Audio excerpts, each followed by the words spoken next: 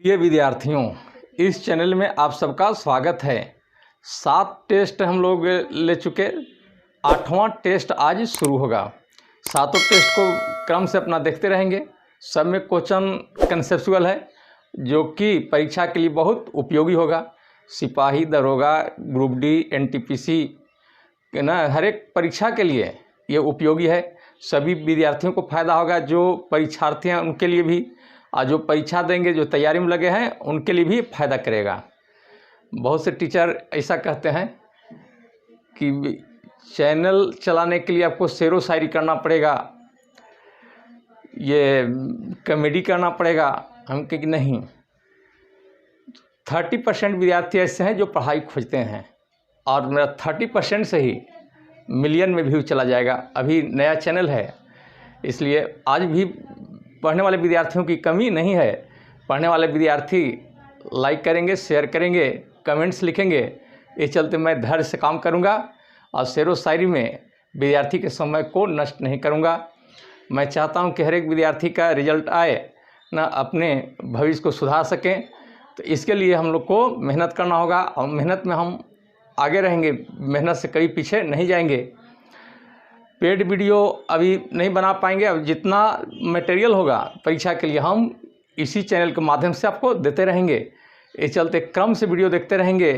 जैसे पहले पढ़े थे हम लोग सेल, टिश्यू, ये पूरा चैप्टर हम लोग उठाए हैं, और उससे क्वेश्चन जितना भी निकला वो हम देते गए हैं। इस चलते इसको देखना आवश्यक होगा। बहुत से लोग कहेंगे कि मैया के मैया, दैया के दैया कीजिएगा तो आपका व्यू पूरा बढ़ेगा। हम कहें कि कोई नाटक की ज़रूरत नहीं, मैं कभी न नाटक किया हूँ और न मैं करूँगा। विद्यार्थी के हित के लिए हमेशा मैं काम किया है, करूँगा ना। इसको हम लोग ध्यान में रखते हुए क्वेश्चन को देखते जाएं, परीक्षा के लिए बहुत उपयोगी होगा। और आज हम सेट नंबर 8 शुरू कर रहे हैं। तो सेट नंबर 8 का पहला क्वेश्चन देखेंगे। पहला क्वेश्चन में है कि दिए गए 2 कथनों ए और बी में से कौन से कथन सत्य हैं? गुरुत्वाकर्षण बल क्या है? अब 4 चॉइस दिया हुआ है, तो पहले देख लीजिए कि गुरुत्वाकर्षण बल क्या है 1 नंबर का। तो 1 में पहले आंसर दे दें हम डी। और अब देखिए क्या है क्वेश्चन में कि गुरुत्वाकर्षण बल क्या है। तो गुरुत्वाकर्षण बल का मतलब होता है कि दो वस्तुओं के द्रव्यमान का गुणनफल बल के समानुपाती होता है। या ऐसा कहें कि 2 वस्तुओं के बीच लगने वाला बल दोनों वस्तुओं के द्रव्यमान के गुणनफल के समानुपाती होता है।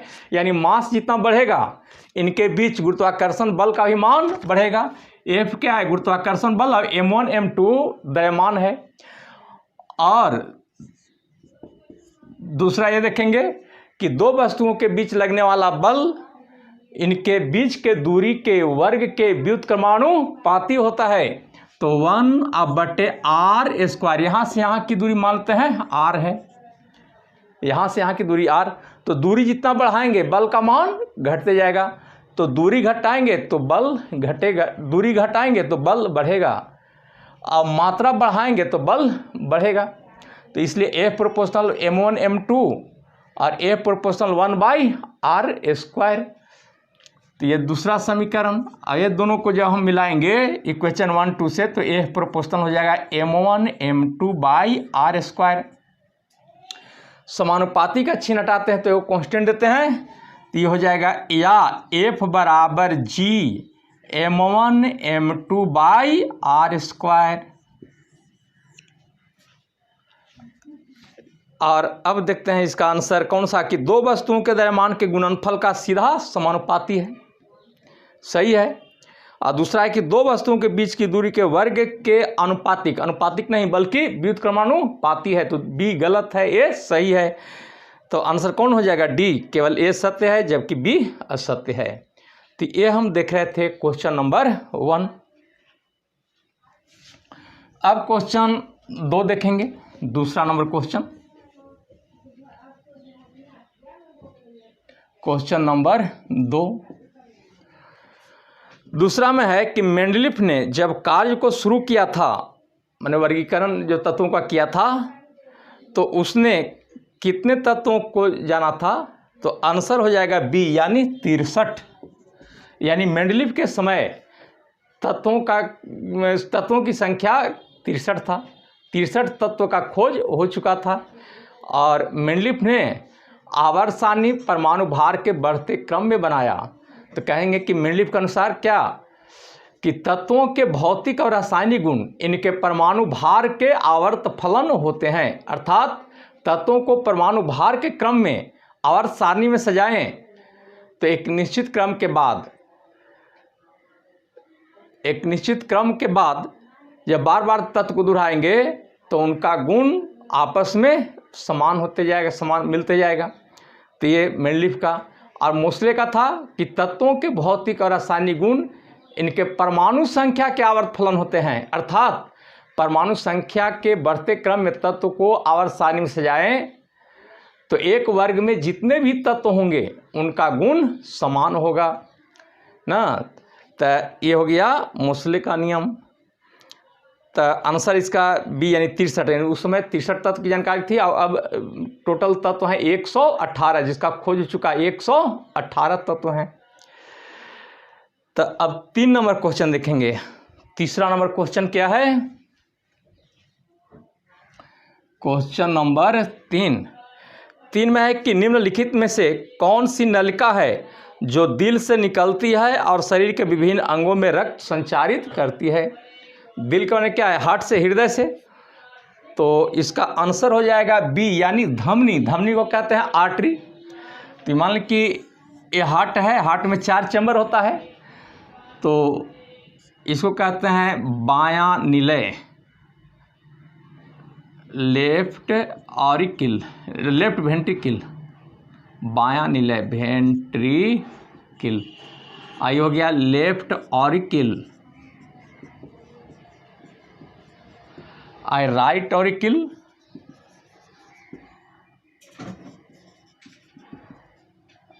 और ए राइट वेंट्रिकल।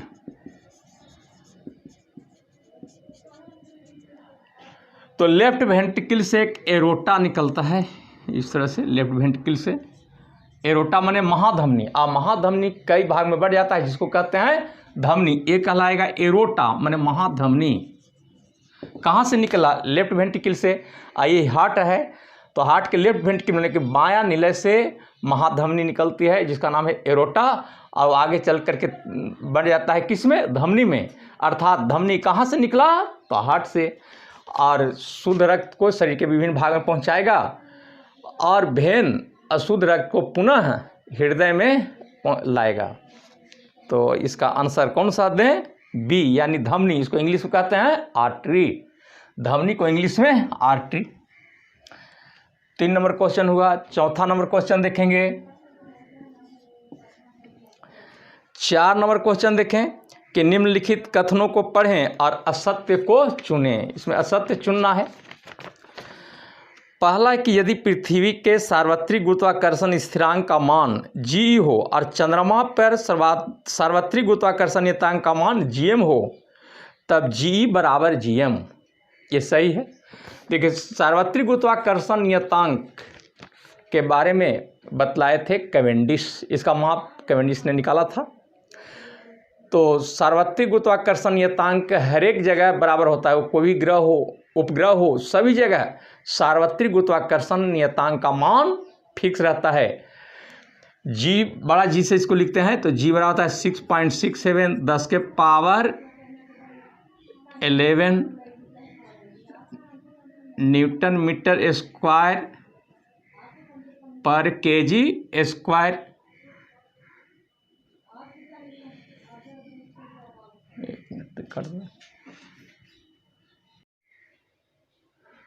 तो जी का मान सभी जगह बराबर रहता है। उपग्रह हो, उपग्रह हो, चंद्रमा, सूर्य, कहीं भी जी का मान फिक्स है। जी का मान होता है, जी का मान है 6.67 × 10 के पावर 11 न्यूटन मीटर स्क्वायर पर केजी स्क्वायर। यह मान कैवेंडिश ने ज्ञात किया था। इसका मान किसने निकाला? कैवेंडिश ने। और गुरुत्वाकर्षण का नियम दिए थे न्यूटन। गुरुत्वाकर्षण का नियम किसने दिया? न्यूटन ने। लेकिन सार्वत्रिक गुरुत्वाकर्षण नियतांक का मान या वैल्यू किसने निकाला? कैवेंडिश ने। पूछते रहता है क्वेश्चन, तो ध्यान देना है कि अगर पूछा गुरुत्वाकर्षण का नियम तो यहाँ लिखेंगे न्यूटन, और सार्वत्रिक गुरुत्वाकर्षण नियतांक का मान किसने ज्ञात किया तब लिखेंगे कैवेंडिश ना। तो क्वेश्चन कभी कभी फंसता है, तो जब कंसेप्ट रहेगा तो उसमें किसी तरह का दिक्कत नहीं आएगा, इसलिए कंसेप्चुअल पढ़ना हम लोग को आवश्यक है, और यही काम करता है एग्जाम में ना, रटा हुआ काम अब नहीं करता है। तो 4 नंबर का क्वेश्चन हम लोग देख रहे थे, तो 4 में कौन सा हो जाएगा इसका आंसर? अब 4 में हो जाएगा आपको, और पढ़ लीजिए ये चॉइस। ए में तो हो गया, बी चॉइस था कि 2 वस्तुओं के बीच बल 1/4 होगा यदि दोनों वस्तुओं का द्रव्यमान दुगना हो जाए, तो गलत। द्रव्यमान बढ़ाएंगे तो बल भी बढ़ेगा, इसलिए गलत हो गया। अगला कि यदि पृथ्वी पर सार्वत्रिक गुरुत्वाकर्षण स्थिरांक का मान g हो और चंद्रमा पर gm हो, तो gm बड़ा होगा, ge बड़ा होगा gm से, गलत है। चूँकि g मैंने सार्वत्रिक गुरुत्वाकर्षण नियतांक का मान हमेशा फिक्स रहता है, हमेशा नियत रहता है, इसलिए गलत हो जाएगा। ये गुरुत्वाकर्षण के कारण सभी जगह का त्वरण का मान दुगना होगा, ये भी गलत है, यानी बी सी डी गलत हो गया। इसका आंसर हो जाएगा ए। हर एक चॉइस को देखना आवश्यक होगा ना, हर एक चॉइस में देखते हैं उससे नया क्वेश्चन निकलता है, इसलिए प्रत्येक चॉइस पर हम लोग ध्यान देंगे, एक एक चॉइस से क्वेश्चन निकलेगा। तो ये था क्वेश्चन नंबर 4, और अब हम देखें क्वेश्चन नंबर 5। 5वां देखिए, 5 में है कि निम्न में से कौन सा एक जैविक अम्ल है? जैविक अम्ल का मतलब क्या हुआ कि जो जीव जंतुओं से हम लोग ये अम्ल प्राप्त करेंगे वो है जैविक अम्ल। अब देखिए, कार्बोनिक अम्ल, नाइट्रिक अम्ल, सल्फ्यूरिक अम्ल ये प्रयोगशाला में बनाते हैं। ये ऑक्जेलिक अम्ल ये टमाटर, पालक इत्यादि मिलता है, तो जैविक अम्ल कौन सा हो जाएगा? ऑक्जेलिक अम्ल। ऑक्जेलिक अम्ल टमाटर में मिलता है, पालक में मिलता है, ओल में है, तो ओल, टमाटर, पालक अगर ज़्यादा मात्रा में खाएंगे तो इससे पथरी हो जाता है। तो ऑक्जेलिक अम्ल के अधिकता से क्या हो जाता है? पथरी, जिसको कहते हैं स्टोन ना। तो ये हम लोग देख रहे थे क्वेश्चन नंबर 5, तो 5 में कौन सा हो जाएगा? डी। इसका आंसर डी देखेंगे। अब चलते हैं क्वेश्चन नंबर 6। क्वेश्चन 6 में देखें कि एक इलेक्ट्रिक हीटर में टर्मिनल के बीच विभवांतर 60 वोल्ट होता है जब यह स्रोत से 4 एम्पीयर की धारा प्राप्त करता है। यदि विभवांतर बढ़ाकर 142.5 वोल्ट हो जाता है तो हीटर द्वारा प्राप्त की जाने वाली धारा कितनी है? हम लोग को क्या निकालना है? आई। तो पहले ये देखेंगे कि वोल्ट दिया हुआ है और करंट दिया हुआ है, तो पहले हम रेजिस्टेंस निकालेंगे और उस रेजिस्टेंस का यूज अगला हम टॉपिक में देख लेंगे। तो अब देखिए, V दिया हुआ, I दिया हुआ है, तो R इजिकल टू होता है V बटे I। वोल्ट कितना दिया हुआ है? 60। अब I करंट है 4, 15 ओम हो गया, तो R हो गया कितना? 15 ओम। अब कह रहा है कि विभवांतर बढ़ाकर किया गया 142.5 वोल्ट, तो धारा कितना? तो धारा के लिए जानते हैं कि I बराबर होता है V बटे R। V कितना किया गया? तो 142.5, और ये कितना हो गया? 15, तो ये कट के आएगा 9.5 एम्पियर। 9.5 एम्पियर हो गया, करंट का मात्रक एम्पियर। तो पहले क्या किए कि प्रतिरोध निकाले, प्रतिरोध निकालने के बाद अब यहाँ पर बैठा दिए करंट निकालने के लिए कि I बराबर होता है V बटे R, तो ये कट के आएगा 9.5 एम्पियर। तो आंसर कौन सा हो जाएगा इसमें? आंसर हो जाएगा B, 9.5 B। न्यूमेरिकल भी अच्छा पूछता है, न्यूमेरिकल पर भी हम लोग को ध्यान रखना होगा, ये कंसेप्ट भी बनाएगा और क्वेश्चन डायरेक्ट भी इससे पूछा जाता है। ये करंट का क्वेश्चन था, ऐसा क्वेश्चन हम चैप्टर में भी बनवाए हैं, और चैप्टर में जो पढ़ते हैं वो कंसेप्चुअल है, उस चैप्टर को भी हम लोग को देखना ज़रूरी है। 5 क्लास करंट का दे चुके हैं, एक एक करके आप वीडियो देखेंगे। बायोलॉजी में भी 2 चैप्टर है तो पूरा चैप्टर है परीक्षा के लिए। कोई भी परीक्षा में 2 चैप्टर से क्वेश्चन रहता ही है, इसलिए एक एक करके क्वेश्चन आप देखते रहेंगे, जो कि आपको परीक्षा में, हर एक तरह के परीक्षा में आपको लाभ पहुंचेगा। तो ये 9 नंबर क्वेश्चन नंबर हम लोग देख रहे थे 6। अब क्वेश्चन अब देखेंगे 7। क्वेश्चन 7 में देखिए क्या है कि दिए गए विकल्पों में निम्नलिखित कथन के लिए सही विकल्प का प्रयोग करके रिक्त स्थान को भरें। खाली जगह को गर्म करने पर प्लास्टर ऑफ पेरिस प्राप्त होता है। तो किसको? जिप्सम को। जिप्सम का सूत्र होता है CaSO4 × 2H2O ना, और इसको हम लोग गर्म करते हैं 120 डिग्री C पर, तो ये बन जाता है CaSO4 × ½ H2O, या और कैल्शियम सल्फेट × H2O। इसका मतलब हुआ ये कि 1 अणु कैल्शियम सल्फेट तो आधा अणु जल, या 2 अणु कैल्शियम सल्फेट तो 1 अणु जल, तो ये कहलाएगा plaster of Paris. Plaster of Paris. तो जिप्सम को गर्म करने पर क्या बनता है? Plaster of Paris. तो प्लास्टर ऑफ पेरिस का सूत्र है CaSO4 × ½ H2O, और या CaSO4 होल ट्वाइस × H2O। दोनों सूत्र है प्लास्टर ऑफ पेरिस का, और ये सूत्र है CaSO4 2H2O किसका? जिप्सम का। तो ये क्वेश्चन का आंसर कौन सा हो जाएगा? C, यानी जिप्सम। C हो गया 7 का। अब 8 नंबर क्वेश्चन, क्वेश्चन नंबर 8। 8 में है कि डाल्टन का आंशिक दाब का नियम निम्नलिखित में से किस समीकरण पर लागू होता है? तो पहले जान लें कि डाल्टन का आंशिक नियम क्या है। मान लें कि कंटेनर में बहुत सारे गैस हैं, तो प्रत्येक गैस का अपना दाब होता है।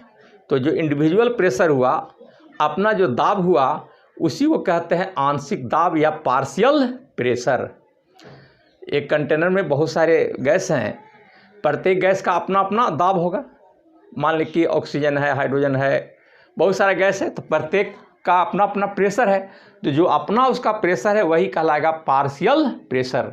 लेकिन एक शर्त क्या है कि जो भी गैस आप ले रहे हैं उसमें रिएक्शन नहीं हो। रिएक्शन अगर होगा तो नया पदार्थ बन जाएगा, इसलिए ये ऐसे गैस के लिए लागू नहीं होगा, वैसी गैस के लिए लागू होगा जो रिएक्शन आपस में नहीं करे। तो ये आंसर इसका हो जाएगा आपका CO + H2 ना, CO + H2, यानी आंसर हो जाएगा B। इसका अपना अपना दाब होगा लेकिन आपस में रिएक्ट नहीं करेगा। तो 8 नंबर क्वेश्चन देख रहे थे, 8 का B देखे। अब देखेंगे 9 नंबर, क्वेश्चन नंबर 9।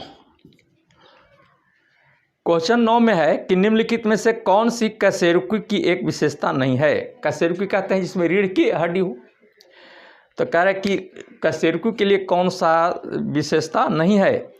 पहला क्या कि वे सिलोमेट होते हैं। सिलोमेट का मतलब होगा कि बॉडी में कैविटी होते हैं, सही है। वे त्रिस्तरीय होते हैं, 3 स्तर का बना होता है, ट्रिप्लोब्लास्टिक होता है, भी सही है। इनके जीवन के एक स्तर पर नोटोकॉड का निर्माण होता है, नोटोकॉड ही डेवलप करता है फिर कशेरुकी में, सही है। ये असमित होते हैं, ये गलत है। असमित मैंने एसिमेट्री मैंने समान भागों में नहीं कटेगा, ये गलत है। तो D 9 का हो जाएगा आंसर D। ये गलत है, जो गलत है वही लिखना था, कौन विशेषता नहीं वही लिखना था। तो 9 क्वेश्चन हम लोग देख चुके, और अब क्वेश्चन नंबर देखेंगे 10। 10 में देखिए, 10 में है कि यदि हम किसी दिए गए बल के क्षेत्र को बढ़ाते हैं तो उसका दाब क्या होगा। पहले तो देखें कि दाब बराबर होता है बल / क्षेत्रफल। दाब बराबर होता है फोर्स बाई एरिया, प्रेशर होता है दाब के लिए, प्रेशर बराबर फोर्स बाई एरिया। तो क्षेत्रफल अगर घटाएंगे तो दाब बढ़ेगा, क्षेत्रफल बढ़ाएंगे तो दाब घटेगा।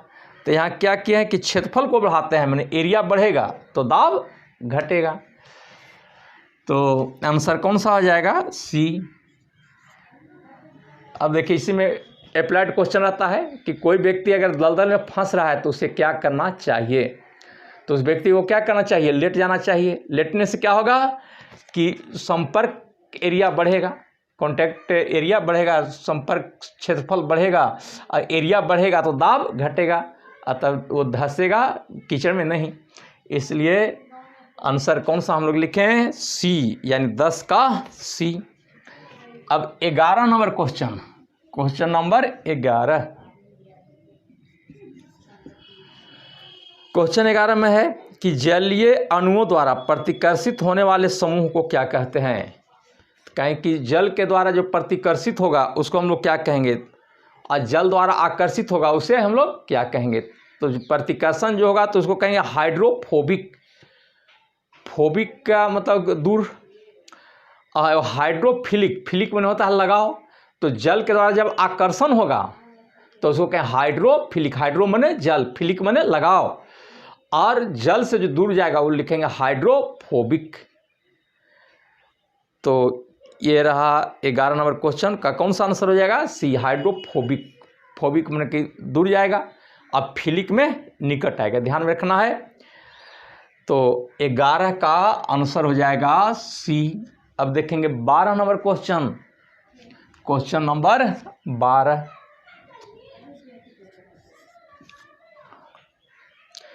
निम्नलिखित में कौन सा कथन सही या गलत है? पहले कि एक ए में दिया है कि एक अम्ल जो पूरी तरह से आयन में आयनित हो जाता है वह H+ आयन का बड़ी मात्रा में उत्पादन करता है, सही है। और बी में है कि एक अम्ल जो आंशिक रूप से जल में आयनित हो जाता है और वह H- आयन का मात्रा में उत्पादन करता है, गलत। H- आयन नहीं बल्कि H+ होता है, तो A सही है और B गलत हो गया। सही कब रहता है? H+ रहता तब, लेकिन यहाँ पर H- आयन है ना, अब H हमेशा क्या रहता है? Plus ion. तो A वाला सही है, अब B वाला गलत हो जाएगा। तो आंसर कौन सा हो जाएगा? C, यानी केवल A सही है। तो आंसर इसका C, या 12 का C। 12 क्वेश्चन हम लोग देख चुके। अब क्वेश्चन नंबर देखेंगे 13। 13 नंबर क्वेश्चन में देखें कि प्रोटॉन में खाली जगह धनात्मक आवेश होता है। इलेक्ट्रॉन हो या प्रोटॉन, दोनों पर समान आवेश रहता है, 1.6 × 10⁻⁻19 कूलम्ब। अब प्रोटॉन है तो प्रोटॉन पर होता है धनात्मक, यहाँ प्लस करते हैं। अगर इलेक्ट्रॉन है, ये प्रोटॉन के लिए प्रोटॉन, और इलेक्ट्रॉन है तो मात्रा उतना ही रहेगा, केवल यहाँ चिन्ह -1.6 10⁻⁻19 कूलम्ब। दोनों मात्रा समान है, लेकिन प्रोटॉन पर प्लस है और इलेक्ट्रॉन पर माइनस।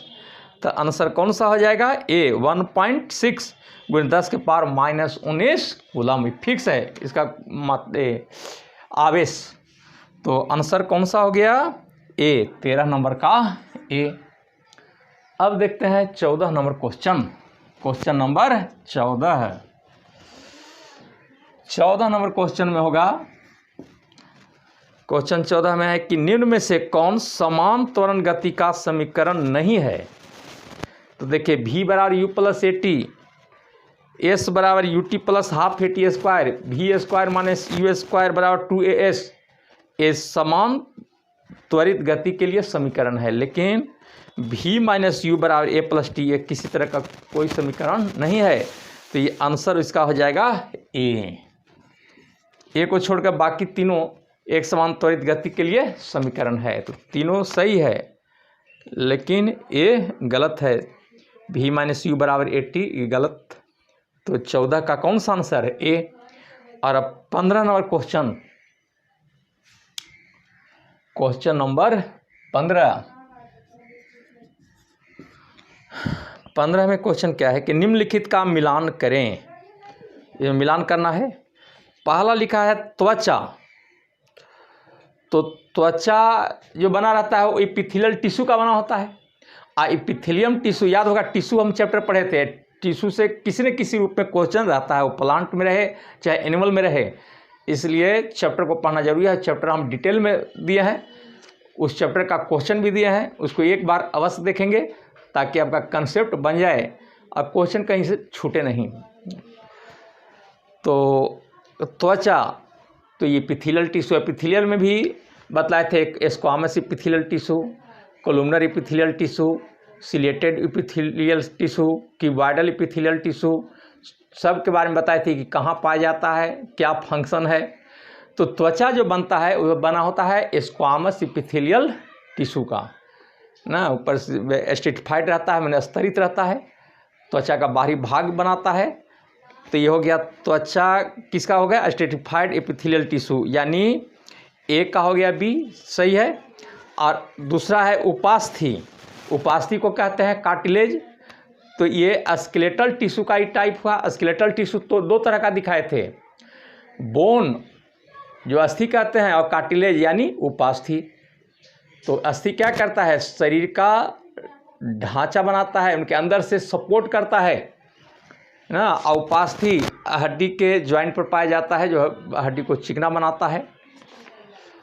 नाक के टिप पर या कान जो है, कान का पीना इसको बोलते हैं, ये किसका बना होता है, तो कार्टिलेज का बना होता है। तो कार्टिलेज क्या है, तो स्केलेटल टिश्यू। चलिए, तो बी नंबर का कौन सा हो जाएगा, बी का हो गया ए, कंकाल ऊतक, कंकाल को कहते हैं स्केलेटल टिश्यू। तीसरा है कंकालीय मांसपेशी, तो स्ट्राइएटेड मसल्स जिसको कहते हैं रेखित मांसपेशी। तो रेखित मांसपेशी, मांसपेशी तीन प्रकार की होती है, रेखित मांसपेशी, अरेखित और हृदय पेशी। तो रेखित मांसपेशी को ही कहा जाता है स्केलेटल मसल्स, जो कि हड्डी से जुड़ा रहता है, इसलिए स्केलेटल मसल्स कहते हैं। ये अब हमारी इच्छानुसार काम करता है, हमारी इच्छानुसार जो काम करता है उसी का नाम है रेखित पेशी। इसको ऐच्छिक पेशी भी कहते हैं, वॉलंटरी मसल्स भी कहते हैं ना। तो ऐच्छिक पेशी या स्ट्राइएटेड मसल्स, रेखित पेशी को हम लोग कहेंगे क्या, स्केलेटल मसल्स। क्यों कहेंगे, क्योंकि यह स्केलेटल से मतलब कि बोन से जुड़ा होता है। एक अनैच्छिक पेशी होता है जो हमारी इच्छानुसार काम नहीं करता है, जैसे पाचन तंत्र, श्वसन तंत्र, रक्त परिसंचरण तंत्र, इसमें रहता है अनैच्छिक पेशी। हृदय पेशी जो हृदय में पाया जाता है भी फंक्शन में क्या, अनैच्छिक होता है। तो इस तरह से आंसर इसका हम देखेंगे, तो ये इसका आंसर हो जाएगा सी, यानी 15 का सी। सबके बारे में भी जान गए।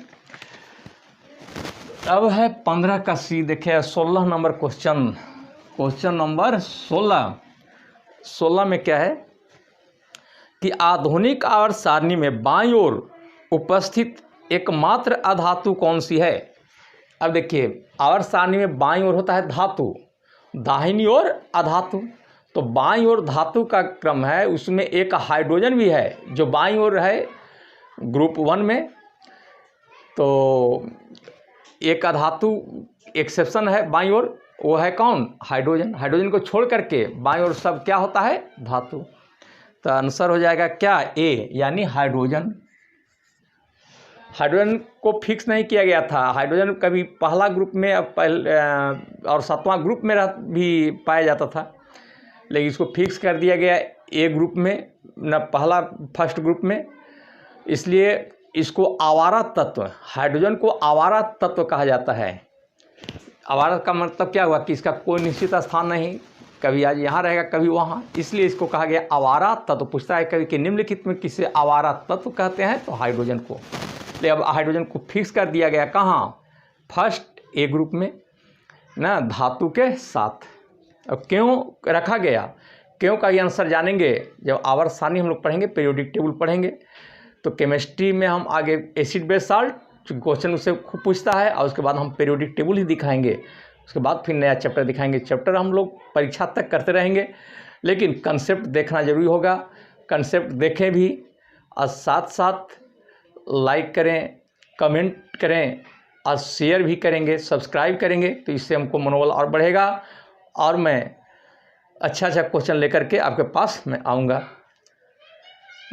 तो क्वेश्चन नंबर 16 का हम लोग ए देख रहे थे, और 17 नंबर क्वेश्चन अब देखेंगे। Question number 17।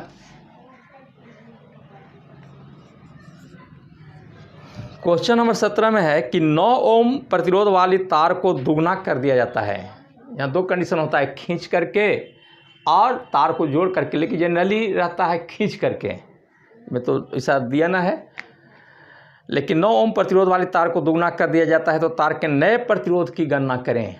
जो चॉइस के अनुसार जो हम लोग देखेंगे तो खींच करके बढ़ाए हैं, और जनरली खींच करके पूछता है, इसलिए हम लोग देखेंगे इस पर इस तरह से कि R1/R2 इजिकल टू L1/L2 का होल स्क्वायर, या R1 कितना है 9 ओम और बटे R2 बराबर L1, खींच के कितना कर दिया है दुगुना, शुरू का दुगुना, पहले मान लो L1 है तो दुगुना कर दिए तो 2L1 हो गया, L2 की जगह स्क्वायर कट जाएगा, या 9/R2 बराबर 1/4, या R2 बराबर 36 ओम, 36 ओम हो गया।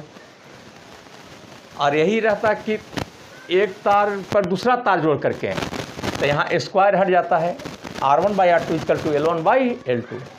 ये क्यों होता है तो प्रूफ दिखाना पड़ता है, लेकिन प्रूफ की ज़रूरत नहीं है क्योंकि परीक्षा आपको निकट में है, इसलिए इसको हम लोग देखते जाएंगे ना। तो 17 का हो जाएगा आपको 36 किस में है, बी में, तो 17 का हो गया बी, 17 का हो गया बी।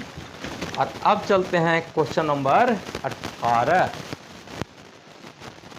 ये भी क्वेश्चन बहुत उपयोगी है, देखते हैं ग्रुप डी वाला में भी न्यूमेरिकल बहुत बढ़िया बढ़िया पूछता है। सिपाही में क्वेश्चन खूब न्यूमेरिकल रहता है, तो ध्यान में रखेंगे। हर एक परीक्षा को देना है, बढ़िया परीक्षा देना है, तो इसके लिए तैयारी आवश्यक है, पढ़ाई पर ध्यान देना होगा।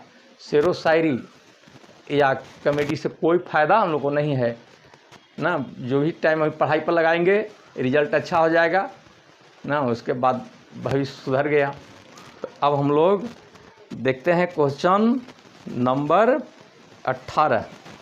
क्वेश्चन नंबर 18 क्या है, इसमें है कि निम्न में कौन सी ऊर्जा का वाणिज्यिक इकाई है, मैंने व्यवसायिक इकाई कौन सा है ऊर्जा का, तो किलोवाट घंटा, यानी ए किलोवाट घंटा, KWH मैंने किलोवाट घंटा।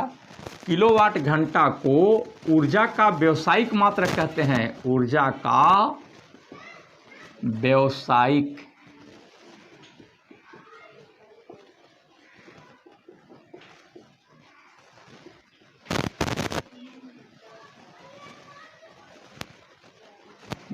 मात्रक कहते हैं। KWH मैंने क्या हुआ, किलोवाट घंटा, इस बार किलोवाट घंटा। 1 किलोवाट घंटा बराबर होता है 3.6 गुणे 10 के पावर 6 जूल। 3.6 गुणे 10 के पावर 6 जूल 1 किलोवाट घंटा में होता है। 1 किलोवाट घंटा को हम लोग यूनिट भी कहते हैं, जो बिजली बिल निकालते हैं, तो 1 यूनिट में कितना जूल, तो 3.6 गुणे 10 के पावर 6 जूल। जूल किसका मात्रक है, ऊर्जा का। इस तरह से क्वेश्चन पूछता है कि किलोवाट घंटा को क्या कहते हैं, ऊर्जा का व्यवसायिक मात्रक। दूसरा कि 1 किलोवाट घंटा में कितना जूल होता है, किलोवाट घंटा को क्या कहते हैं, तो यूनिट कहते हैं। 3 क्वेश्चन इससे निकलेगा। इस तरह से हर एक डिस्कशन में आपको 3 क्वेश्चन 4 क्वेश्चन निकलेगा, लेकिन ध्यान से सुनना होगा ना, तो इससे कंसेप्ट बनेगा। अब 8-10 टेस्ट के बाद धीरे धीरे कंसेप्ट अच्छा आ जाएगा और हर एक क्वेश्चन आपको बढ़िया से बनेगा। 18 का हम देख रहे थे ए, और अब चलेंगे 19 नंबर। 19 में देखें कि जलयोजित कॉपर सल्फेट का रासायनिक सूत्र क्या है। जलयोजित का मतलब हुआ कि जल की मात्रा, कॉपर सल्फेट का सूत्र होता है CuSO4, इसमें 5 अणु जल का होता है ना। इसको हम लोग नीला थोथा भी कहते हैं, नीला थोथा, ब्लू विट्रियोल इंग्लिश में, blue vitriol. Copper sulphate into 5H2 जल का है, तो इसको हम लोग नीला थोथा या ब्लू विट्रियोल कहते हैं। या इसको तुतिया भी बोलते हैं, या तुतिया, तुतिया। तुतिया किसको कहते हैं? कॉपर सल्फेट इंटू 5H2O को। और एक होता है हरा थोथा, इसका भी सूत्र जान लीजिए। हरा थोथा FeSO4 फेरस सल्फेट और 7H2O, इसको कहते हैं हरा थोथा, हरा थोथा।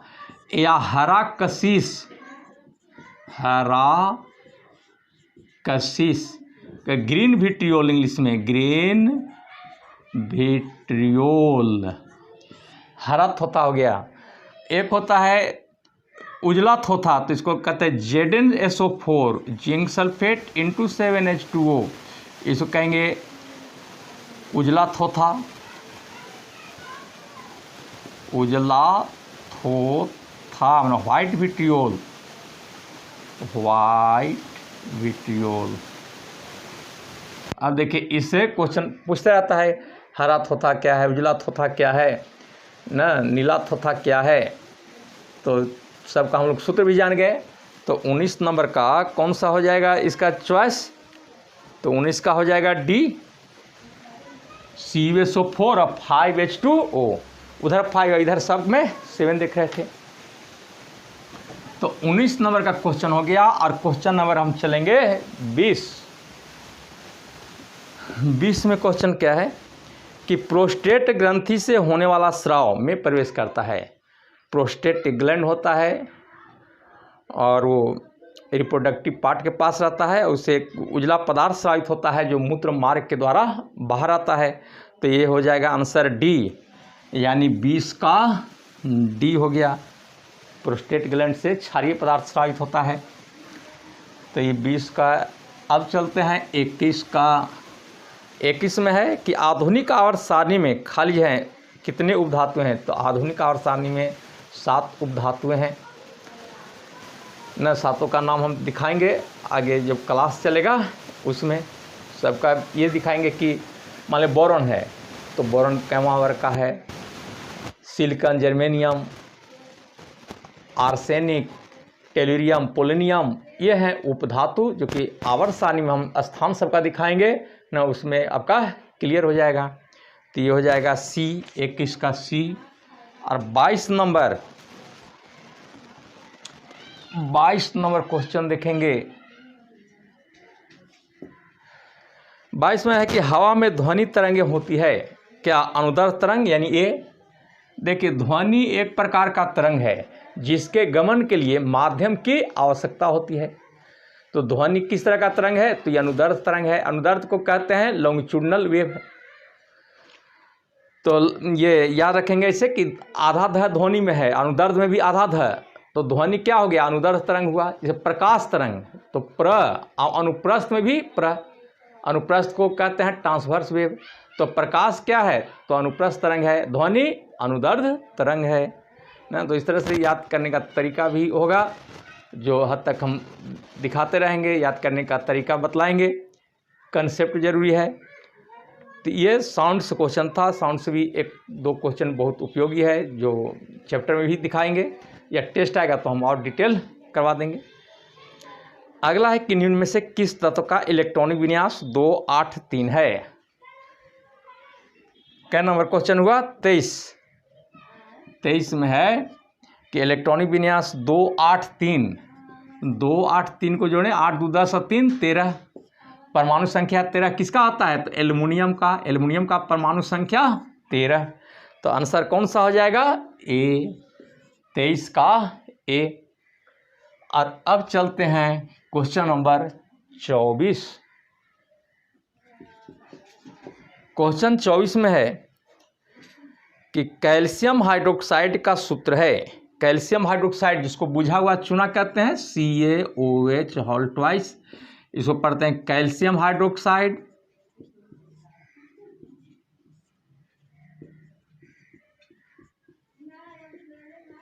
या बुझा हुआ चूना, सेलेक्ट लाइन, बुझा हुआ चूना। एक CaO होता है कली चूना का, कैल्शियम ऑक्साइड, ये हुआ कली चूना। तो आंसर इसका सी हो जाएगा, 24 का सी। और लास्ट क्वेश्चन है 25 में देखें,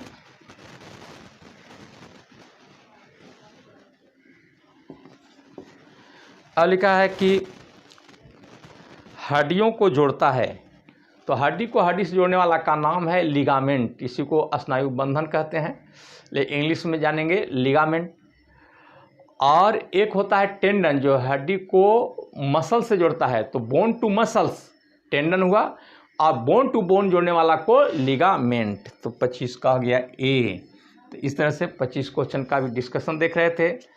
सभी क्वेश्चन इसमें इम्पोर्टेंट है, इससे रिलेटेड क्वेश्चन पूछे जाते हैं। तो डायरेक्ट क्वेश्चन नहीं पूछेगा, लेकिन इससे जो क्वेश्चन हम लोग निकाल रहे हैं वो हमारे लिए फ़ायदा होगा, इससे कंसेप्ट बनेगा, इसलिए टेस्ट डिस्कशन भी देखते रहें।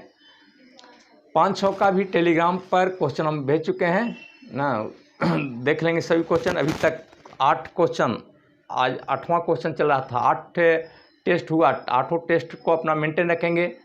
क्लास वाला भी मेंटेन रखेंगे, जो करेंट फिजिक्स में पढ़े, बायोलॉजी में सेल और टिश्यू पढ़े, इसको भी देखते जाना है ना। इस तरह से अपना क्लास मेंटेन रखेंगे और परीक्षा तक हम लोग इसमें भिड़े रहेंगे, जिससे हम लोग को फ़ायदा हो। चलिए आज क्लास पूरा होता है। Thank you.